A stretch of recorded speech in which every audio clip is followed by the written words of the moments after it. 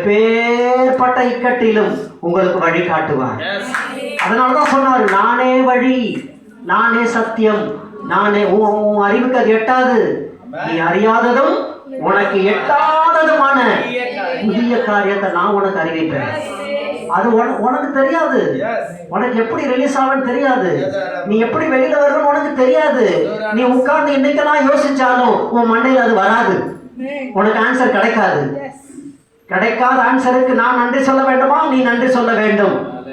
ஆபிரகாமுக்கு தெரியாதுங்க, மோரியா மலை மேல எவனாவது ஒரு ஆடு போகுமா? முள்ளுகளும் கல்லுகளும் நிறைந்த அந்த மலை மேல எப்படி ஒரு ஆடு வர வாய்ப்பே இல்லை. என் மகனை தான் நான் பலியிட போறேன், அதுவும் கர்த்தரே கேட்டுட்டாரு ஈசாக்கை பலியிடுன்னு.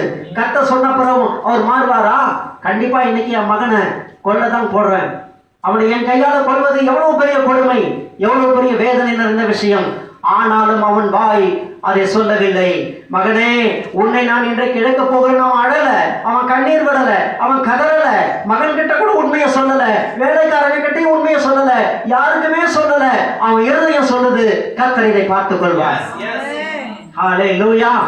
சூழ்நிலை அனைத்தும் உங்களுக்கு பாதகமா இருந்தாலும் கர்த்தர் உங்களுக்கு உதவி செய்வார். தடைகளை நீக்குகிற கர்த்தர் இன்றைக்கு உங்கள் முன்பாக நடந்து போய் கொண்டிருக்கிறார்.